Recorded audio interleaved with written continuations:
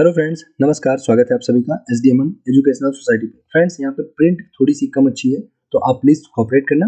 Question का content बहुत अच्छा है, सारे एग्जाम रेलिवेंट क्वेश्चन है और आप अगर इस पे पढ़ेंगे तो यहाँ पे मैं आपको बहुत सारी डिटेल भी बताऊंगा, तो बिल्कुल आपको वो सब काम आने वाली है एग्जाम में और बनने वाले सारे क्वेश्चन है। तो यहाँ पे जो भी क्वेश्चन होंगे उनके साथ मैं आपको कम से कम 4 से 5 और क्वेश्चन बताऊंगा जो बहुत अच्छे क्वेश्चन होंगे। तो प्लीज़ बने रहिए। थोड़ी सी प्रिंट 2-4 क्वेश्चन में गड़बड़ है, उसके बाद आपको अच्छी प्रिंट मिल जाएगी और अगर नए होंगे तो प्लीज़ सब्सक्राइब कर लेना। ओके, तो पहला क्वेश्चन यहाँ पे 128 अब आप 128 देख के पहला क्यों सोच रहे हो, क्योंकि इसकी बाकी की सीरीज मैंने जीके की डाल दी है ना। तो अब 128 से यहाँ पे हम लोग को पढ़ना है। अगला क्वेश्चन 128 से स्टार्ट करना था ना। संवाहनी, हम यहाँ पे बात करें संवाहनी यानी कि वैस्कुलर। पौधों में पानी ऊपर कैसे जाता है, जो पानी है वो कैसे ऊपर जाता है, किसके माध्यम से ऊपर जाता है। तो देखिए यहाँ पे क्या पाए जाते हैं, यहाँ पे टिश्यू पाए जाते हैं, ऊतक पाए जाते हैं। दो प्रकार के ऊतक होते हैं, एक होते हैं जाइलम ऊतक और एक होते हैं फ्लोएम ऊतक।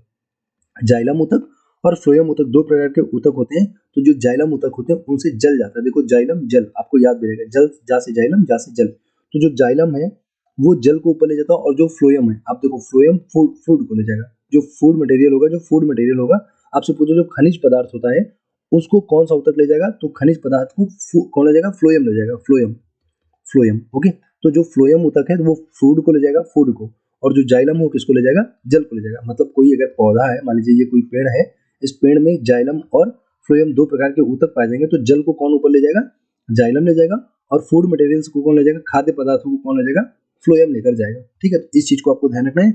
और यहीं पे अगर हम लोग बात करें, जो वार्षिक वलय आपने सुना होगा, वार्षिक वलय आपसे पूछता है कि जो पौधे की उम्र होती है, पौधे की उम्र का पता कैसे लगाते हैं। तो वार्षिक वलय गिनकर, क्या गिनते हैं, वलय। वार्षिक वलय जो होते हैं वो क्या होते हैं, वो जाइलम ही होते हैं। जो जाइलम होते हैं उन्हीं को आपको याद रखना है।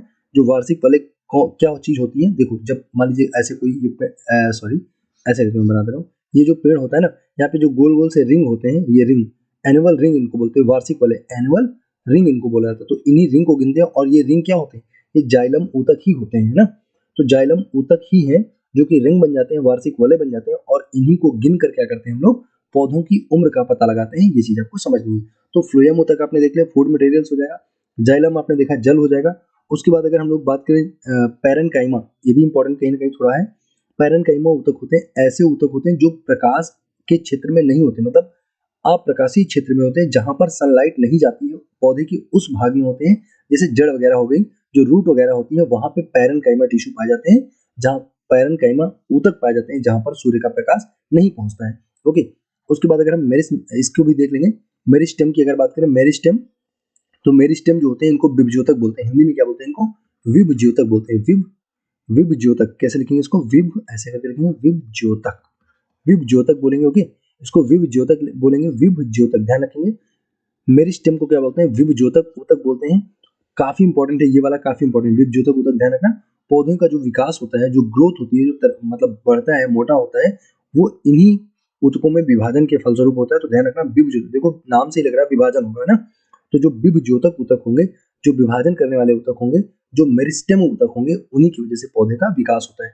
तो ऊतकों के बारे में, पौधे जो आपके प्लांट के टिश्यू होते हैं, पौधे के जो ऊतक होते हैं, उनके बारे में आपको इतनी सारी जानकारी कम से कम आनी चाहिए। ठीक है, अगले क्वेश्चन पे चलते हैं।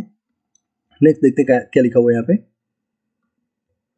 तो फ्रेंड्स, अगला क्वेश्चन यहाँ पे 29 का है कि श्वेत प्रकाश को नली में कैसे पैदा किया जाता है, कैसे वहां पे उसको जनरेट करते हैं। श्वेत प्रकाश को जो है नली के अंदर, ट्यूब के अंदर कैसे जनरेट करते हैं। तो इसका जो सही जवाब हो जाएगा वो क्या हो जाएगा, आपको बताना है। इसका सही जवाब हो जाएगा ऑप्शन नंबर 2। जो तंतु को गर्म करने पर जो नली में कैसे श्वेत प्रकाश उत्पन्न हो जाता है। जैसे कि आप ट्यूब लाइट देखते हो, ट्यूब लाइट है ना, जो ट्यूब लाइट होती है वहां पे आप देखते हो कि ऐसे ट्यूब लाइट होती है, और ट्यूब लाइट में क्या होता है, ऐसे ऐसे में यहाँ पे तंतु लगे होते हैं। ठीक है, तो जो ट्यूब लाइट होती है इसके अंदर क्या, कौन सी गैस भरी होती है, ये क्वेश्चन भी आपसे पूछा जाएगा। तो यहाँ पे होती है आर्गन गैस, आर्गन प्लस पारा, है ना, पारा, तो मरकरी। आर्गन गैस और प्लस मरकरी गैस दो होती है, आर्गन और पारा होती है। इन्हीं आर्गन और पारा के गर्म होने पर, जब तंतु गर्म हो जाते हैं, इसी के अंदर दोनों क्या होती है, प्रवाह करने लगती है, और जो है वहां पे ट्यूबलाइट जलने लगती है, श्वेत प्रकाश उत्पन्न हो जाता है। तो ये बात आपको ध्यान रखनी है कि जो इसके ट्यूबलाइट के अंदर कौन सी गैस होती है, आर्गन और पारा होती है। और जो बल्ब होते हैं, जो बल्ब नॉर्मल बल्ब होते हैं, अगर उसमें पूछेगा तो बल्ब में भी कौन सी हो जाएगी, यहाँ पे नाइट्रोजन या आर्गन गैस का प्रयोग किया जाता है भरने के लिए। ठीक है, तो आर्गन और पारा ट्यूबलाइट में भरा जाता है, इस चीज को ध्यान रखना। और अगर हम लोग यहाँ पे बात करें आर्गन की, तो आर्गन गैस होती है जो कि इन्वायरमेंट में पाई जाने वाली अक्करी गैस होती है। क्वेश्चन पूछता है कि पर्यावरण में पाई जाने वाली अक्रिय गैस का नाम बताइए, तो उसका नाम है आर्गन और पाई कितनी जाती है 0.93% पाई जाती है। 0.93% है आर्गन, पर्यावरण में पाई जाती है। और अगर कार्बन का आपसे पूछता है तो 0.03% है जो कि कार्बन पाई जाती है। नाइट्रोजन तो आप सब जानते ही होंगे 78% नाइट्रोजन है और 21% क्या है ऑक्सीजन है जो कि एनवायरमेंट में पाई जाती है। तो 0.93% क्या हो जाएगा आर्गन, जो कि अक्रिय गैस है वायुमंडल में पाई जाने वाली। और वायुमंडल में ना पाई जाने वाली अक्रिय गैस अगर पूछता तो आप बोलते हो उसका रेडान नाम है, रेडान, रेडान हो जाता, ठीक है। वायुमंडल में ना पाई जाने वाली अक्रिय गैस रेडान है और वायुमंडल में पाई जाने वाली अक्रिय गैस कौन सी आर्गन है। परसेंटेज 0.93 है। कार्बन का भी ध्यान रखना 0.03% है कार्बन डाइऑक्साइड, ठीक है। तो तंत्र को गर्म करने पर नली में श्वेत प्रकाश उत्पन्न हो जाता है, कोई प्रॉब्लम यहाँ पे नहीं होनी चाहिए। अगला क्वेश्चन देखेंगे, चिकित्सीय भाषा में गोल्डन आवर किसको बोला जाता है। तो गोल्डन आवर फ्रेंड्स क्या होता है, हृदय घात से संबंधित है। गोल्डन आवर आपको ध्यान रखना है हृदय घात। तो कहते हैं कि जब हार्ट अटैक आता है, किसी व्यक्ति को हार्ट अटैक आता है तो उसके 1 घंटे के अंदर, विद इन आवर, 1 घंटे के अंदर अगर उसको डॉक्टर के पास पहुंचाते हैं, उसका ट्रीटमेंट होता है, उसका इलाज होता है, तो वो 1 घंटे के अंदर का जो समय होता है उसको क्या बोलते हैं गोल्डन आवर बोलते हैं। अगर साउंड की बात करें मेडिकल के टर्म से संबंधित, तो आपको याद रखना है लब और डब, LUB लब और DUB डब, है ना। तो लब और डब 2 प्रकार की साउंड होती हैं। ये कौन सी साउंड होती है, ये अपने हार्ट की साउंड होती है, हार्ट, है ना। जो हृदय है आपका, हार्ट जो है, उससे जो निकलने वाली डब डब की साउंड है उसको क्या बोलते हैं लब और डब। तो अगर आपसे पूछे लब और डब साउंड, लब और डब जो ध्वनियां है वो किससे संबंधित है, तो मानव हृदय से संबंधित ध्वनियां है लब और डब, आपको ध्यान रखना है। और गोल्डन आवर क्या है, तो आप समझ गए हैं, ये हृदय घात से संबंधित है, हार्ट अटैक से संबंधित हो जाएगा। और यहीं से आपको हार्ट से याद रखना है पेस मेकर, पेस मेकर। आपसे कई बार पूछता है कि पेस मेकर का संबंध किससे है, तो ये भी हृदय से संबंधित है, मनुष्य के हार्ट बीट से संबंधित है पेस मेकर का संबंध। आज से पूछेगा तो हृदय से संबंधित हो जाएगा पेस मेकर, है ना। फिर अगला क्वेश्चन अगर हम लोग देखें यहाँ पे, तो एक क्वेश्चन यहाँ पे और भी पूछता है, क्रमाकुंचन गति से पूछता है, क्रमाकुंचन गति, है ना, क्रमाकुंचन गति आपसे पूछेगा। तो क्रमाकुंचन गति जो है अमाशय में होती है, अमाशय जो स्टमक होता है वहां पे क्या होगी, अमाशय में क्रमाकुंचन गति होती है जो कि भोजन के पाचन के लिए उत्तरदायी होती है, जिम्मेदार होती है। तो आपको ध्यान रखना है golden hour, lub dub sound, pacemaker, क्रमाकुंचन गति, ये सारी बातें ध्यान रखनी है। अगला क्वेश्चन देखिए 131 क्वेश्चन, 131 नंबर पे लिखा हुआ है, निम्नलिखित में से कौन सा एक रासायनिक परिवर्तन का उदाहरण है। तो देखिए जो केमिकल वो होते हैं, चेंजेस होते हैं, रासायनिक परिवर्तन जो होते हैं, वहां पे क्या होता है कि एक फॉर्म से दूसरे फॉर्म में चेंज हो जाती है जब चीज, तो दोबारा से अपने फॉर्म में वापस नहीं आ पाती है। और जो फिजिक्स में होते हैं, जो भौतिक परिवर्तन होते हैं, फिजिक्स में भौतिक परिवर्तन की अगर हम बात करेंगे, फिजिकल चेंज की अगर बात करेंगे, तो वहां पे क्या होता है, वापस आ जाते हैं, अपने फॉर्म में वापस आ जाते हैं, जो भी उसका बेसिक स्ट्रक्चर होता है उस स्ट्रक्चर में वापस आ जाते हैं। जैसे अगर हम कहें, जैसे मैं कहूँ दूध से दही बनना, अगर दूध से दही बन जाएगा तो दही से क्या तो वापस दूध बन पाएगा, नहीं बन पाएगा। तो ये केमिकल एक तरह से कह सकते हैं रासायनिक परिवर्तन का उदाहरण है। लेकिन अगर हम लोग यहीं पे दूसरी बात करें, जैसे बर्फ से पानी का बनना, तो बर्फ से जब पानी बनेगा, पानी को फिर से बर्फ बना सकते हैं, बर्फ को फिर से पानी बना सकते हैं। तो ये भौतिक परिवर्तन है। अगर दोबारा से हो सकता है, दोबारा से अपने मूल रूप में, अपने मूल स्वरूप में वापस आ सकता है, तो वो भौतिक परिवर्तन है। और नहीं आ सकता तो रासायनिक परिवर्तन। इसलिए इसका सही जवाब क्या हो जाएगा आप बताएंगे। तो इस क्वेश्चन का जो सही जवाब 131 का आपको बता सकते हैं, यहाँ पे बताएंगे, ये तो बर्फ से पानी और पानी से बर्फ तो हो जाएगा, भौतिक परिवर्तन हो जाएगा। फिर इसका जो सही जवाब हो जाएगा ऑप्शन नंबर 131 का सही जवाब हो जाएगा ऑप्शन सी हो जाएगा, किसी अंडे का तला जाना। अब बताओ, अंडे से आप आमलेट बना दो, अंडे को आप फ्राई कर दो, दोबारा से उसको अंडा बना सकते हो, नहीं बना सकते हो। इसका मतलब जब दोबारा से नहीं बना सकते हो तो वो क्या होता है, रासायनिक परिवर्तन होता है, और दोबारा से बना सकते हो तो भौतिक परिवर्तन होता है, ठीक है। ओके, फिर नेक्स्ट देखें, देखो यहाँ पे लिखा लोहे के चुंबक के प्रति आकर्षित होना। अगर यहीं पे लिखता है लोहे में जंग लगना, तो अगर एक बार जंग लग जाएगी तो दोबारा से अच्छा लोहा नहीं बन पाएगा, तो वो लोहे में जंग लगना रासायनिक परिवर्तन का उदाहरण है, ध्यान रखेंगे। ओके, फिर अगला क्वेश्चन लिखा है कि 20 वर्ष की आयु में मानव शरीर में कितनी हड्डियां होती हैं, आपको ये बताना है। तो हड्डियां हो जाएंगी आपकी 20 वर्ष की आयु में 206, मतलब एक वयस्क की बात कर रहा है, एक एडल्ट की बात कर रहा है, तो एडल्ट में कितनी होती है, 206 हड्डियां हो जाएंगी एडल्ट में, ठीक है। और हड्डी की बात करें तो आपको रेडियस याद रखना है, रेडियस याद रखना है, रेडियस आपसे पूछेगा कहाँ पे पाई जाती है, तो रेडियस का मतलब त्रिज्या हड्डी, के बार वो लिख के देता है त्रिज्या हड्डी कहाँ पे पाई जाती है। त्रिज्या नाम की हड्डी कहाँ पे होती है, तो कहाँ पे पाई जाएगी, हाथ में पाई जाएगी। जो हाथ है, आप मैं ऐसे बना दे रहा हूँ, आप समझ जाना, ये मान लीजिए उंगलियां हैं और ये आपका हाथ है, तो जो ये यहाँ पे हड्डी है इसको क्या बोलते हैं, त्रिज्या हड्डी बोलते हैं, रेडियस हड्डी आपको ध्यान रखना है। उसके बाद आपको कौन सी हड्डी ध्यान रखनी है, आपको कान की हड्डी याद रखनी है जो सबसे छोटी होती है। तो यहाँ पे कौन होती है, इनकस, मैलियस और स्टेपीज, 3 हड्डियां होती हैं, तो तीनों में सबसे छोटी कौन सी है, स्टेपीज है, स्टेपीज, ठीक। तो स्टेपीज हड्डी जो सबसे छोटी हड्डी है। और फीमर आप सभी जानते हो, फीमर सबसे बड़ी हड्डी है, फीमर का मतलब जांग की हड्डी होती है, फीमर सबसे बड़ी हड्डी हो जाएगी फीमर में लिखा हूँ फीमर, ठीक। तो फीमर जो हो जाएगी सबसे बड़ी हड्डी हो जाएगी और स्टेपीज जो है वो सबसे छोटी हड्डी कान की हो जाएगी, ठीक। फिर अगर हम लोग बात करें पसलियां कितनी होती है तो 12 जोड़ी या 24 होती हैं, 24। रिब्स की बात करें, रिब्स है ना, रिब्स, पसलियां कितनी होती है 24 होती हैं, 12 जोड़ी होती हैं। और उसके बाद जो पैर होता है, जो पैर, मान लो ये जांग की हड्डी हो गई और ये जो उसके बाद ऐसे और ऐसे ना, तो मान लीजिए ये पैर है, तो पैर में जो ये वाली हड्डी ये पूछता है इसको क्या बोलते हैं, इसको पटेला बोलते हैं, इसको पटेला, सॉरी क्या बोलते हैं, पटेला। तो ध्यान रखना इसको पटेला बोला जाता है, ये जो गोल गोल हड्डी कटोरी जैसी होती है पटेला बोलते हैं, इसका भी नाम ध्यान रखना, ओके।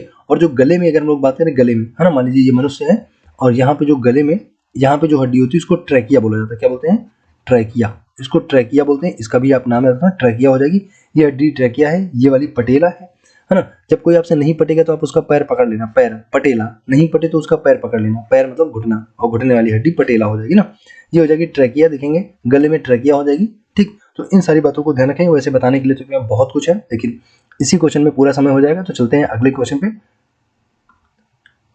इस क्वेश्चन का जो आंसर आपको ध्यान रखना है कि अगर कोई एडल्ट है तो उसमें कितनी हड्डी होंगी, उसमें 206 हड्डी हो जाएंगी, लेकिन अगर कोई नवजात है, कोई छोटा बच्चा है तो उसमें कितनी होंगी, उसमें 300 हड्डी होती है, आपको ध्यान रखना। छोटे बच्चे में 300 होती है और एडल्ट होते हैं बड़े लोगों में कितनी होती है, 206, मतलब बड़े लोगों में कम होती है और छोटे लोगों में ज्यादा होती है, ध्यान रखना।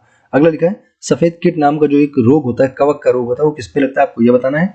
तो ये देखेंगे 133 नंबर क्वेश्चन लिखा हुआ है, तो इसका जो सही जवाब हो जाएगा वो हो जाएगा सरसों। सफेद कीट किस पे लगेगा, सरसों, आप लोग जानते होंगे, बहुत सारा वहाँ पे लगे, इसको अलग अलग नामों से गाँव में बोलते हैं। तो सफेद कीट जो होता है कवक होता है और सरसों पे लगता है। फिर लिखा ब्लैक हार्ट, ये काफी इंपॉर्टेंट है, ब्लैक हार्ट काफी इंपॉर्टेंट है, ये आलू की बीमारी होती है, आलू में O2 की कमी से, ऑक्सीजन की कमी से बीमारी हो जाती है, और जो आलू होता है वो ब्लैक सा हो जाता है, काला पड़ जाता है, जो आलू होता है वो क्या होता है, पूरा अंदर अंदर काला हो जाता है, तो इसको बोलते हैं ब्लैक हार्ट बोलते हैं, आलू की बीमारी है और ऑक्सीजन की कमी से होती है, ध्यान रखना, पूछा जाता है। नेक्स्ट क्वेश्चन देखेंगे, अगला यहाँ पे लिखा हुआ कि अंगूर में पाया जाने वाला सशक्त कार्बनिक अम्ल कौन सा है, आपको बताना है। अंगूर में कौन सा एसिड पाया जाता है ये आपको बताना है, अंगूर में कौन सा हो जाएगा बताएंगे। तो इसका सही जवाब क्या हो जाएगा, इसका सही जवाब हो जाएगा option number C, tartaric acid. अंगूर में कौन सा हो जाएगा, टार्टरिक एसिड। और अंगूर के उत्पादन को क्या बोला जाता है, विटीकल्चर बोलते हैं। अंगूर उत्पादन के अध्ययन को क्या बोलते हैं, अगर अंगूर उत्पादन की बात करेंगे तो विटीकल्चर हो जाएगा, विटीकल्चर। और अंगूर में पाया जाने वाला सशक्त कार्बनिक अम्ल क्या है, टार्टरिक अम्ल हो जाएगा, अंगूर में पाया जाता है, ठीक है।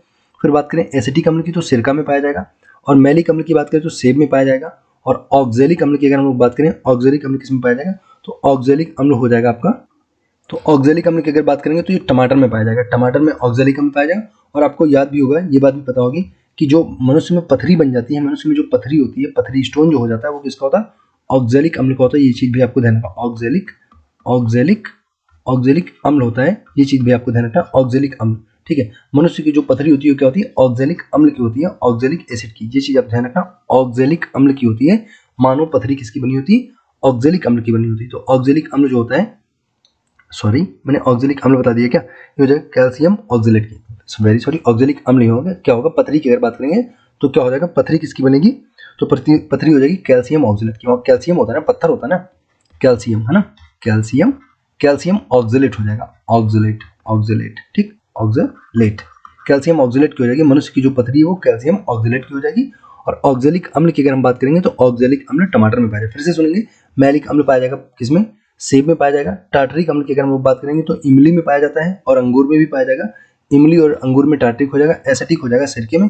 और फार्मिक अगर आपसे पूछेगा फार्मिक अम्ल किसमें पाया जाता है, तो फार्मिक अम्ल चींटी के डंक में पाया जाता है, चींटी के डंक में आपसे पूछता है कौन सा अम्ल पाया जाता है, फार्मिक अम्ल हो जाएगा। उसके बाद अगर साइट्रिक अम्ल आपसे पूछा, साइट्रिक, अगर साइट्रिक पूछता तो साइट्रिक जो है वो किस में पाया जाएगा, वो नींबू में पाया जाएगा। नींबू में क्या पाया जाएगा, साइट्रिक अम्ल नींबू में पाया जाएगा, ध्यान रखना। तो नींबू का याद रखना, चींटी वाला याद रखना, फार्मिक अम्ल हो जाएगा, फार्मिक बोल रहा हूँ, फार्मिक, फार्मिक चींटी में हो जाएगा।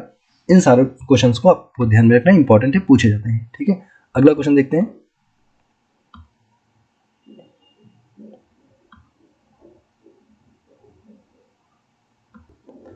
वन 36 क्वेश्चन लिखा है कि नेवल एयर स्टेशन गरुड़, आपको बताना है कि गरुड़ नाम का जो एयर स्टेशन है वो कहाँ पर स्थित है, तो वो कोचीन हो जाएगा, option number A, option B सही हो जाएगा, कोचीन में हो जाएगा। और गरुड़ नाम की जो एक्सरसाइज है हम लोग करते हैं किसके साथ, फ्रांस के साथ करते हैं, ये बात आपको ध्यान रखना, फ्रांस। तो फ्रांस के साथ वरुण, और वरुण भी करते हैं, वरुण और गरुड़ नाम की दो हम लोग मिलिट्री एक्सरसाइज करते हैं फ्रांस के साथ। और जो नेवल एयर स्टेशन गरुड़ है तो इसीलिए आपको याद भी हो जाएगा कि कोचीन में है, गरुड़ नाम का कोचीन में हो जाएगा, ठीक है, ओके। फिर अगला क्वेश्चन देखेंगे यहाँ पे, नेक्स्ट का निम्नलिखित में से कौन सा एक जैव अवक्रमणीय नहीं है। आपको बताना कौन सा जैव अवक्रमणीय नहीं है, मतलब ये एक तरह से जैव निम्नीकरण इसका नहीं होगा, ये विघटित नहीं होगा, इसको जो बैक्टीरिया है वो खत्म नहीं कर पाएंगे, बैक्टीरिया इसका विघटन नहीं कर पाएंगे। तो इनमें से कौन सी चीज़ है, तो इसका सही जवाब ऑप्शन नंबर सी हो जाएगा, साबुन हो जाएगा। इसका जैव निम्नीकरण नहीं होगा, इसको बैक्टीरिया खत्म नहीं कर पाएंगे, बैक्टीरिया इसको पसंद नहीं करेंगे, और इसका मिट्टी में मिलाने का जो काम बैक्टीरिया करते हैं वो ये लोग नहीं करेंगे। बाकी जो भी यहाँ पे ऑप्शन लिखे हैं वो सारे जैव निम्नीकरण उनका हो जाता है, लेकिन साबुन का जैव निम्नीकरण नहीं होगा, अवक्रमणीय नहीं है, आपको बताना था। तो ये हो जाएगा ऑप्शन नंबर सी, साबुन। अगला क्वेश्चन देखेंगे, रक्त कैंसर को नियंत्रित करने के लिए किसका उपयोग किया जाता है। तो देखिए, अगर कैंसर के इलाज का पूछता तो कैंसर के इलाज में कोबाल्ट का भी यूज होता है और इसका भी यूज होता है। और अगर सिर्फ लिखता कि कैंसर के इलाज में किसका प्रयोग करते हैं तो आप कोबाल्ट कर देते, सिर्फ लिखता कैंसर के इलाज में। लेकिन इसने स्पेशली पूछा है रक्त कैंसर, तो इसका जवाब हो जाएगा फास्फोरस 32 जो है उसका प्रयोग करते हैं रक्त कैंसर। और रक्त कैंसर होता क्यों है, जो WBC होती है मनुष्य में उनकी संख्या बढ़ जाने से रक्त कैंसर होता है, और इस स्थिति को बोला जाता है ल्यूकेमिया। ल्यूकेमिया बोलते हैं, ल्यूकेमिया। ब्लड कैंसर को क्या बोलते हैं साइंस की भाषा में, ल्यूकेमिया बोलते हैं। और इसमें WBC की संख्या बढ़ जाती है, और जब RBC की संख्या घट जाती है तो भी एक बीमारी होती है। RBC की संख्या घटने पर क्या हो जाता है आपको बताना है, RBC की संख्या घटने पर एनीमिया हो जाती है, एनीमिया नाम की बीमारी हो जाती है। जब RBC की संख्या घट जाती है तो एनीमिया होता है, और जब WBC की संख्या, एनीमिया एक प्रकार का फीवर होता है, बीमारी होती है, बुखार होता है, और ल्यूकेमिया ब्लड कैंसर होता है जब WBC की संख्या बढ़ जाती है। देखिए WBC की संख्या बढ़ रही है, घट नहीं रही, तो ध्यान देना है ना। और RBC की संख्या घट रही है, एनीमिया में RBC की संख्या घट जाती है। तो मुझे लगता है आपको समझ आ रहा होगा। अगला क्वेश्चन देखेंगे, अगला क्वेश्चन लिखा, भारत में तैरती सब्जियों की खेती कहाँ की जाती है, आपको ये बताना है। तो तैरती हुई तो सिंपल सी बात है, झील में ही होगी। तो डल झील कहाँ पे है, जम्मू कश्मीर की झील हो जाएगी डल झील, और तो यहीं पे होगी तैरती हुई सब्जियों की खेती होगी, डल झील जम्मू कश्मीर। ओके, आपको यहाँ से और अगर मैं बताऊं तो आप लुकटक झील का नाम याद रखना, लुकटक कई बार पूछा था, लुकटक कहाँ की है, लुकटक हो जाएगी मणिपुर की, ध्यान रखना मणिपुर। तो लुकटक झील का आप नाम याद रखना, मणिपुर की झील हो जाएगी, और डल झील जम्मू कश्मीर की हो जाएगी। और अगर वूलर झील पूछे आपसे, वूलर है ना, वूलर झील जो है ये भी जम्मू कश्मीर की मीठे पानी की सबसे बड़ी झील है। अगर इंडिया में पूछें तो मीठे पानी की सबसे बड़ी झील वूलर झील हो जाएगी, ये चीज भी आपको ध्यान रखना है। डल झील जम्मू कश्मीर की हो जाएगी। सब तैरती हुई सब्जियों की बात चली। 139 नंबर क्वेश्चन हो गया। अब हम लोग चलेंगे 140 क्वेश्चन पे। 140, just wait a minute, okay just wait. हाँ देखेंगे 140 क्वेश्चन आपके सामने लिखा हुआ है। बस अब ज्यादा लंबी वीडियो नहीं करेंगे, इसको एंड भी करेंगे हम लोग यहीं पे। थोड़ा सा इस लास्ट क्वेश्चन को देखेंगे। यहाँ पे बताना है कृषि योग्य भूमि का लगभग कितने प्रतिशत है। तो इसका जो सही जवाब है ऑप्शन नंबर डी हो जाएगा। इसके बारे में और बहुत सारी बातें हम यूपी के बारे में 9 यहाँ पे अगर बात करें तो उत्तर प्रदेश में जो है कृषि जलवायु क्षेत्र है। यहाँ पे अगर पूछे तो कृषि जलवायु जो है जलवायु क्षेत्र है, जलवायु क्षेत्र हो जाएंगे। कृषि जलवायु क्षेत्र कितने हैं यहाँ पे 9 है। और पूछ रहा भारत में कृषि योग्य भूमि का लगभग कितना प्रतिशत उत्तर प्रदेश के पास है। तो उत्तर प्रदेश के पास 19% है, और क्षेत्रफल की दृष्टि से उत्तर प्रदेश चौथा राज्य है। राजस्थान, मध्य प्रदेश और महाराष्ट्र के बाद उत्तर प्रदेश चौथा राज्य है क्षेत्रफल की दृष्टि से। तो ये था इंड इस वीडियो का। Thanks for watching and God bless you all.